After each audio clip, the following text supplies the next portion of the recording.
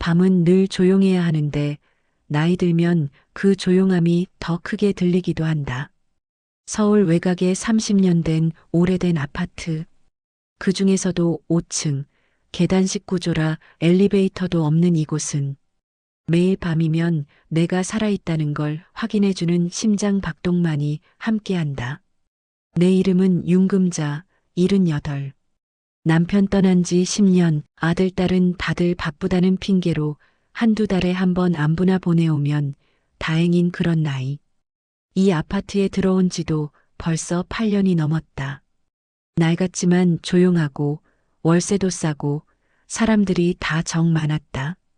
그런데 오늘은 뭔가 달랐다. 아파트 전체가 낮부터 어딘가 뒤숭숭했다. 그리고 그 감각은 저녁 8시 47분 문 두드리는 소리 한 번으로 완전히 뒤집혔다. 처음엔 잘못 들은 줄 알았다. 이 시간에 나를 찾을 사람이 어디 있나? 그런데 문이 더 세게, 더 긴급하게 울렸다. 마치 누군가 뒤에서 쫓아오고 있는 사람의 두드림이었다. 할머니, 제발 문 좀 열어주세요. 빨리요. 그 목소리, 9층에 전세로 사는 아가씨, 지수였다. 아침마다 검정 정장을 입고 출근하던 무표정하고 깔끔한 인상의 그 아가씨. 나는 놀라서 문을 열었다. 지수는 숨이 닫혀서 어깨가 들썩거렸다. 눈은 크게 뜨여 있었고 얼굴에는 공포가 그대로 묻어 있었다. 지수야, 왜 그러니? 무슨 일이야? 그러자 지수가 내 손을 꽉 잡았다. 할머니, 빨리 도망치셔야 돼요. 지금 그 사람들이 내려오고 있어요. 그 말의 의미를 이해할 겨를도 없었다. 지수는 내 손을 잡아 끌고 복도로 뛰쳐나갔다. 뛰세요. 제발요. 70 넘어서 이렇게 뛰기는 처음이었다. 다리는 후들거리고 호흡은 금방 가빠졌다. 지수야, 왜 뛰는 거야? 도대체 무슨 일인데? 나중에 설명할게요. 지금은 절대 걸으면 안 돼요. 그녀의 목소리는 공포에 젖어 있었다. 단순한 놀람이 아니었다. 이건 위기였다. 5층에서 4층으로 내려갈 때였다.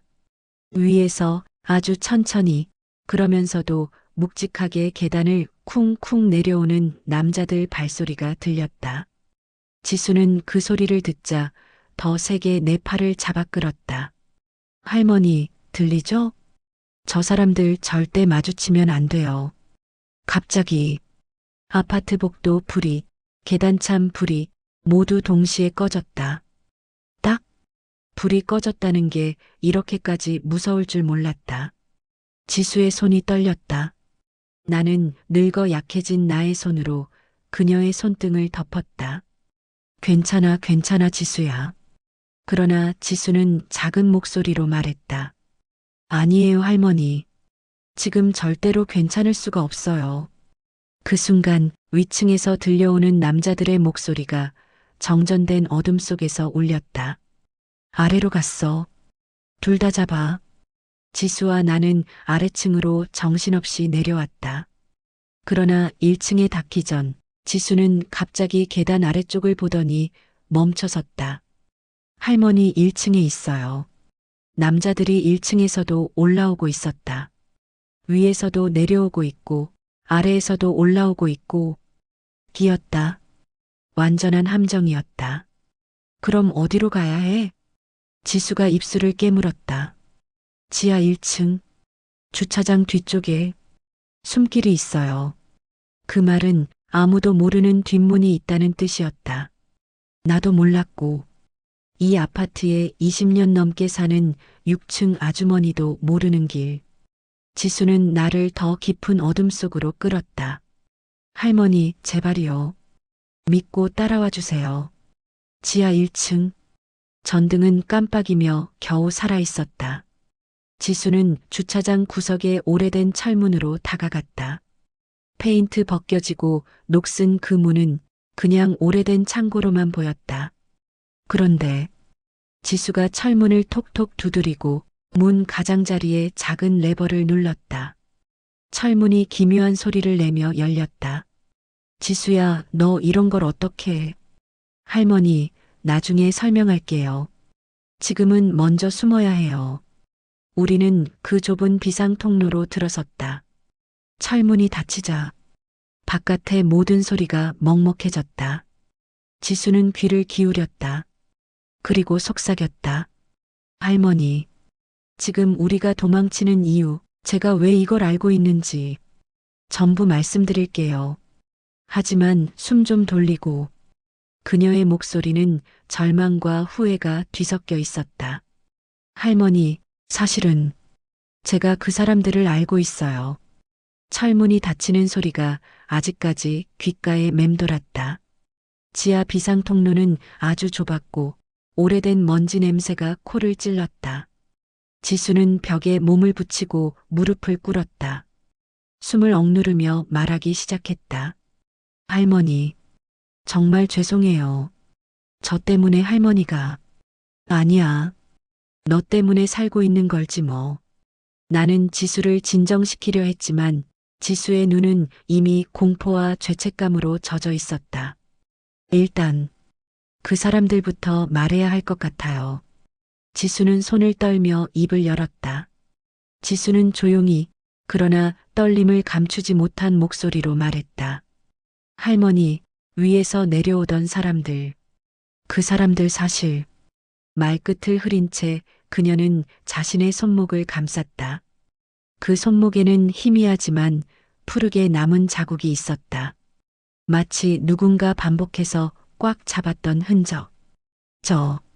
몇 달 전부터 같이 살던 사람들에게 협박을 받고 있었어요. 따로 사는 것처럼 보였죠? 근데 실제로는. 나는 숨을 멈췄다. 동거인이 있었던 거니? 지수는 고개를 저었다. 동거인이 아니라 저한테 돈을 뜯어내던 사람들이에요. 대출 도와준다, 투자 도와준다. 그런 말에 속았다가 계속 협박당했어요. 나는 지수의 얼굴을 똑바로 바라봤다. 그동안 쓸쓸한 표정, 퇴근 후 조용히 한숨 쉬던 모습들이 떠올랐다. 지수는 계속 말했다. 오늘 제가 도망쳤어요.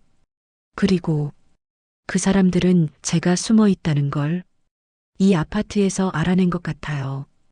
지하 비상 통로의 철문 너머에서 아주 희미한 금소금이 들려왔다. 할머니, 들리세요? 저 소리 그 사람들이 문 찾고 있는 소리예요. 나는 등골이 서늘해졌다.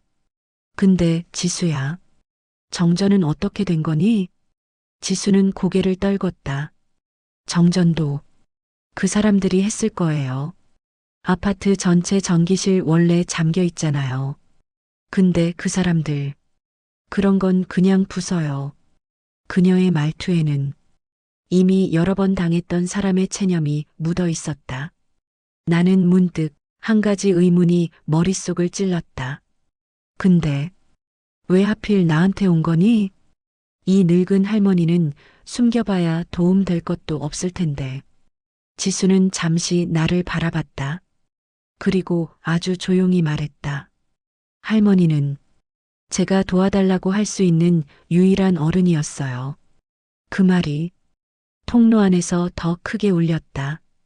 이 아파트, 다들 친절해 보이지만 제가 도움이 필요하다고 하면 불편해하거나 피하더라고요. 지수는 깊게 숨을 들이켰다.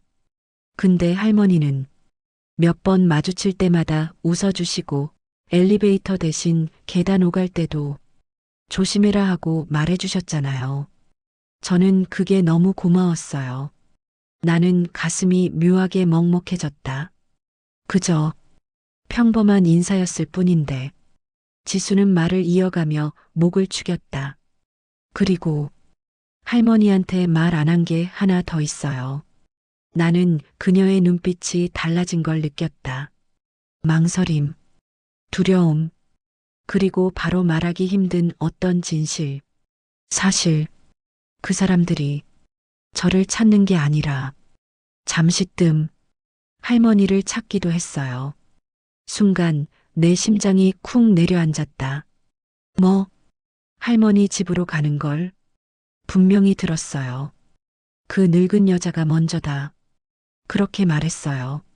나는 믿을 수 없었다. 아니, 나는 그 사람들과 아무 관계가 없는데 날 왜 찾아? 지수는 고개를 숙였다. 그게 할머니 집에 있는 어떤 물건 때문이에요. 내 집에? 네. 할머니는 모르셨을 거예요. 근데 그 사람들은 할머니 집에 뭔가가 있다고 확신하고 있는 것 같아요. 나는 숨이 막혀왔다. 내 집에 그런 게 있을 리가 없다. 평생 평범하게 살아왔고, 아이들 키우고, 남편 보내고, 그냥 조용히 늙어가는 삶일 뿐인데, 그게 도대체 뭔데? 지수는 입술을 깨물었다. 그리고 마침내 입을 열었다. 할머니 집 5층 그 구석 창고 있죠? 전등 잘 안 들어오고 할머니가 쓰시지 않는다고 했던 작은 방. 응. 지수는 떨리는 목소리로 말했다. 그 방에 어떤 봉투가 숨겨져 있어요. 할머니가 아니라 다른 사람이 숨겨둔 거예요. 그때였다. 철문 뒤에서 뚜둑, 쿵 소리가 더 가까이 들렸다. 누군가 철문을 강하게 두드리는 듯한 소리. 지수는 입술을 파랗게 물고 속삭였다. 왔어요. 나는 손을 꽉 쥐었다. 내 늙은 심장은 앞으로 살아갈 날보다 오늘 이 순간이 더 중요하다는 듯 빠르게 뛰었다. 지수는 떨리는 목소리로 말했다. 할머니, 아직 끝이 아니에요. 그리고 그 봉투 안에 있는 걸 저는 알고 있어요. 나는 조용히 물었다. 뭔데? 그렇게까지 사람들이 찾아올 만큼 대체 뭐가 들어있는데? 지수는 마침내 말했다. 그 봉투 안에는 10년 전 실종된 한 남자의 자료가 들어있어요. 그리고 그 남자가 마지막으로 만난 사람이 지수는 내 눈을 바라보며 속삭였다. 할머니였어요. 나는 지수의 마지막 말을 곱씹었다. 10년 전 실종된 남자, 그리고 그 남자를 마지막으로 만난 사람이나 말이 안 됐다. 내 기억 속 10년 전은 남편 장례 이후 정리하던 슬픈 시간뿐이었다. 지수야, 내가 뭘 말하는 건지 전혀 모르겠다. 난 그 누구도 실종되게 한 적 없어. 지수는 나를 똑바로 바라봤다. 알아요, 할머니. 할머니가 일부러 그런 게 아니라는 거 알아요. 그녀의 목소리는 확신에 차 있었지만 그 확신 자체가 내 심장을 더 쪼여왔다. 그 남자, 할머니가 모르는 사이 할머니 집 근처에 자주 왔던 사람이에요. 지수는 조용히 설명을 이어갔다. 할머니 집에 3개의 방이 있잖아요. 그중 창고처럼 쓰는 작은 방. 나는 고개를 끄덕였다. 그 방은 할머니가 이사 오기 전에 다른 사람이 사용했던 기록이 있어요. 이사 오기 전에? 네. 그 남자예요. 실종된 그 사람. 나는 숨을 들이켰다. 그 방은 내가 8년 동안 한 번도 제대로 쓰지 않은 방이었다. 전등 고장난 것도 그대로 두고 어둡고 냄새나서 아예 문을 닫아두고 살았다. 지수는 말을 이었다. 그 남자가 없어지기 전에 마지막으로 들어갔던 곳이 바로 그 방이에요. 나는 그제야 온몸에 전율이 일었다. 지수는 가방에서 접힌 종이 하나를 꺼냈다. 이거 제가 오늘 할머니 집 문 아래 끼워져 있는 걸 발견했어요. 나는 종이를 받아들었다. 흐릿하게 인쇄된 글, 열악한 프린터로 출력한 듯 글씨가 삐져나와 있었다. 찾아야 한다. 그 봉투를 가진 자가 모든 걸 알고 있다. 그리고 아래 낯선 서명. 나는 종이를 떨리는 손으로 내려다봤다. 난 아무것도 모른다니까. 지수는 고개를 저었다. 할머니는 모르죠. 근데 그 사람들은 할머니가 안다고 믿고 있어요. 왜? 지수는 낮은 목소리로 말했다. 그 봉투가 할머니 이름으로 되어 있으니까요. 나는 그대로 얼어붙었다. 어둠 속에서 나는 10년 전의 기억을 더듬었다. 남편 떠나고 아무도 찾지 않던 그 쓸쓸한 시기. 그 시기에 누군가 내 초인종을 눌렀던가. 내게 말을 걸었던 낯선 남자. 기억이 희미했다.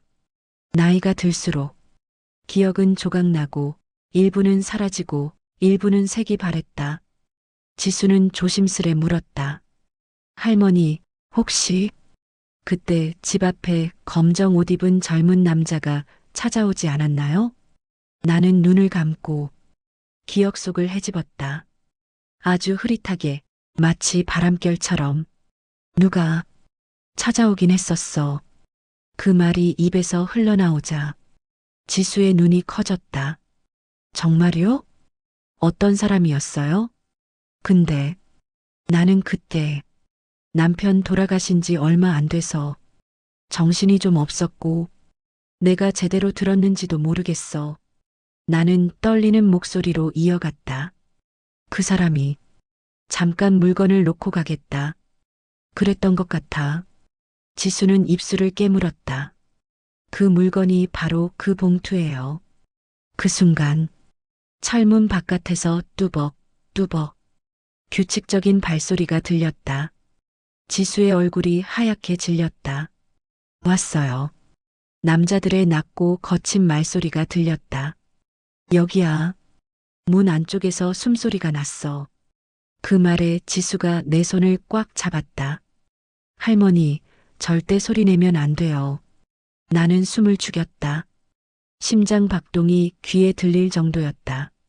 철문이 쾅 하고 울렸다. 먼지가 떨어지고 통로의 낡은 벽이 진동했다. 부서. 그 한마디가 공포를 현실로 끌어내렸다. 지수는 떨리는 손으로 작은 손전등을 켜며 말했다. 할머니, 이 통로 끝에 뭐가 있는지 아시나요? 몰라. 처음 와보는데. 지수는 손전등을 들어 통로 깊숙한 곳을 비췄다. 여기 사람이 들어갈 수 있을 만큼 좁은 두 번째 비상문이 있어요. 두 번째가 있다고? 네. 그리고 그 문은 아파트 밖으로 연결돼요. 나는 믿기 어려웠다. 그러면 도망칠 수 있다는 거야? 지수는 고개를 끄덕였다. 네. 근데 문제는 그녀는 뒤쪽 철문을 가리켰다. 쾅! 쇠문이 크게 흔들렸다. 문이 오래돼 약해진 건 우리에게나 그들에게나 똑같았다. 지수는 이를 악물었다. 문이 버틸 수 있는 시간은 길어야 3분이에요. 그럼 빨리 가자. 지수는 고개를 저었다. 아니에요. 그 문은 안에서만 열 수 있어요. 누군가 문을 붙잡고 시간을 버텨줘야 할머니가 먼저 나갈 수 있어요. 그 말은 누군가 희생해야 한다는 뜻이었다. 나는 즉시 고개를 저었다. 안 돼. 지수야, 너 혼자 남을 수는 없어. 지수는 눈을 감았다가 결심한 얼굴로 말했다. 할머니, 그 봉투는 할머니가 봐야 해요. 그리고 진실은 할머니가 알아야 해요. 그 말은 예상하지 못한 무게로 내 가슴을 짓눌렀다. 그래서 제가 남을게요. 지수는 작은 통로 안에서 마치 생을 건 사람처럼 철문을 두 손으로 붙잡았다. 할머니, 지금 가야 해요. 지금 아니면 못 나가요. 철문 바깥에서는 남자들의 말소리가 더 뚜렷하게 들렸다. 안에 있다. 문 약하다. 부서. 쾅.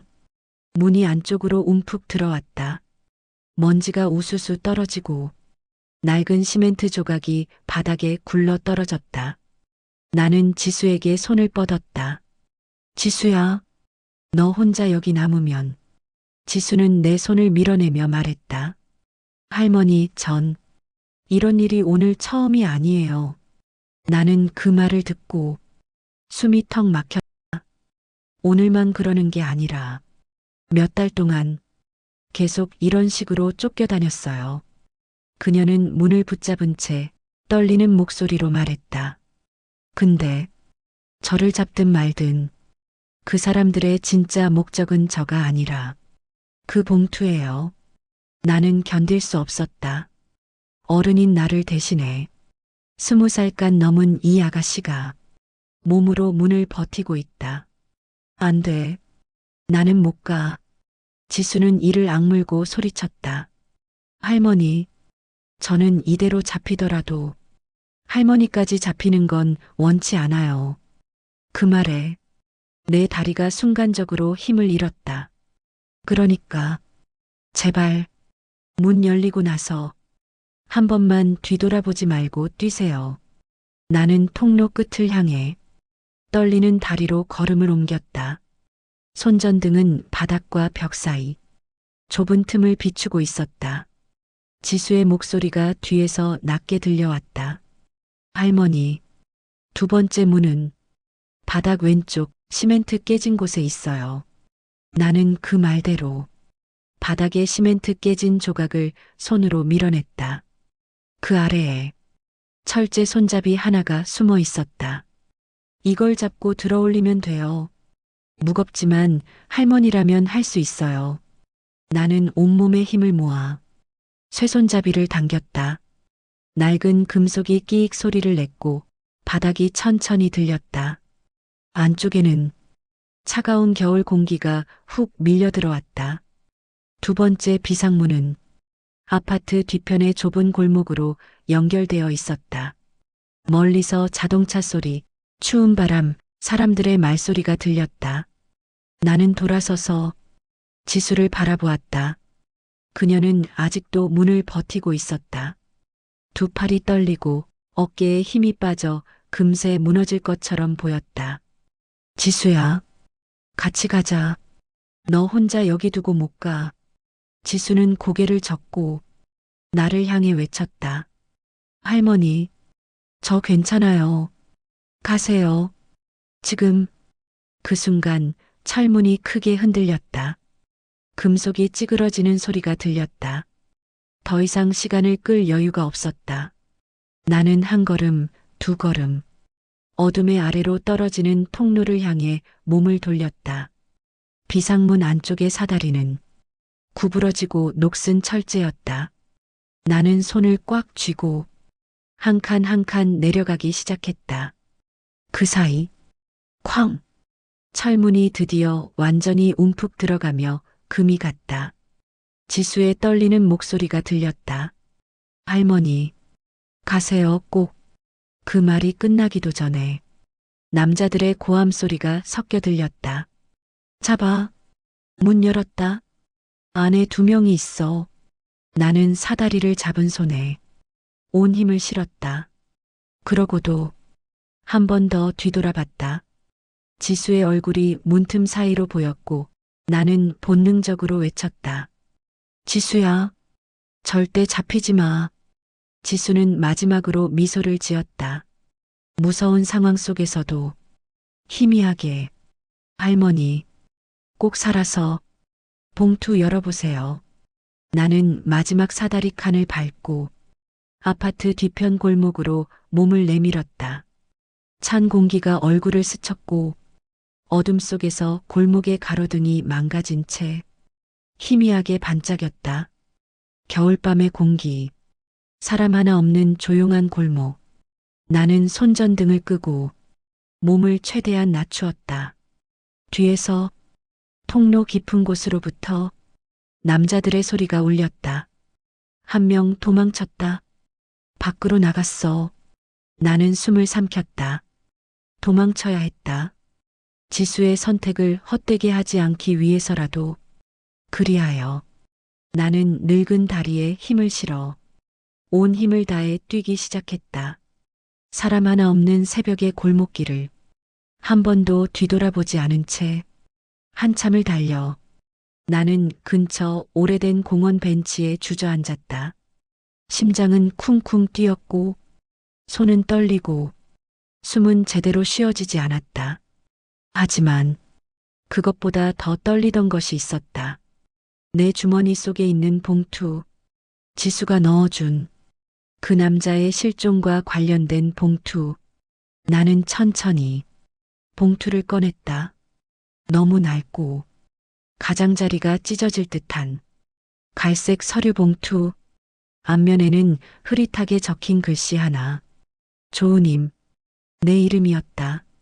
나는 기절할 듯한 충격으로 봉투를 손에서 떨어뜨릴 뻔했다. 내 이름으로 10년 전에 이걸 누가?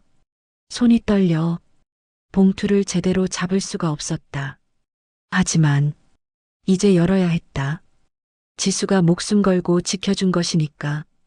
나는 봉투의 끝을 잡고 천천히 찢기 시작했다. 봉투 안에는 종이 여러 장이 들어 있었다. 첫 번째 페이지를 꺼내 떨리는 손으로 펼쳤다. 거기 적힌 첫 문장. 2015년 11월 12일. 나는 조은임 씨에게 부탁을 남긴다. 나는 숨을 멈추었다. 나한테 부탁? 그리고 두 번째 문장을 읽으려는 순간 멀지 않은 거리에서 낮고 거친 목소리가 들렸다. 저쪽이다. 할머니 찾았다. 나는 봉투를 움켜쥐었다. 그리고 다시 뛰기 시작했다. 저는 그날 이후 며칠 동안 9층 아가씨의 얼굴을 떠올렸다. 할머니, 빨리 도망치세요. 그 다급했던 목소리, 창백한 얼굴, 떨리던 손. 그 모든 것이 너무 선명했다. 그런데 생각해보면 이상했다. 저와는 스쳐 지나가며 인사만 몇 번 나눈 사이였다. 엘리베이터에서 만나면 가볍게 안녕하세요 하던 정도지 서로 집안에 왔다 갔다 할 사이가 아닌데 그날 대체 무슨 이유로 그렇게 절 급히 내보내려 했던 걸까? 그 의문은 며칠 후 더 짙어졌다. 아가씨 아버지는 어떤 분이세요? 그녀는 고개를 숙였다. 저희 사실 친아버지가 아니에요. 어머니랑 재혼한 분인데. 그녀는 말을 고르는 동안 손이 바들바들 떨렸다. 그 말이 끝나자마자 제 입에서는 절로 한숨이 새어나왔다. 그녀는 잠시 고개를 들고 저를 바라봤다. 그녀는 놀란 표정으로 저를 봤다. 저는 천천히 그날의 상황을 설명했다. 그녀는 입술을 눌러 물었다. 그녀의 눈에 눈물이 고였다. 그날부터 우리 둘 사이에는 묘한 유대감이 생기기 시작했다. 9층과 7층 사이의 단순한 이웃을 넘어서 서로의 상처와 두려움을 조금씩 공유하는. 그리고 그 관계는 그날 이후 예상치 못한 사건으로 더 깊어지게 된다.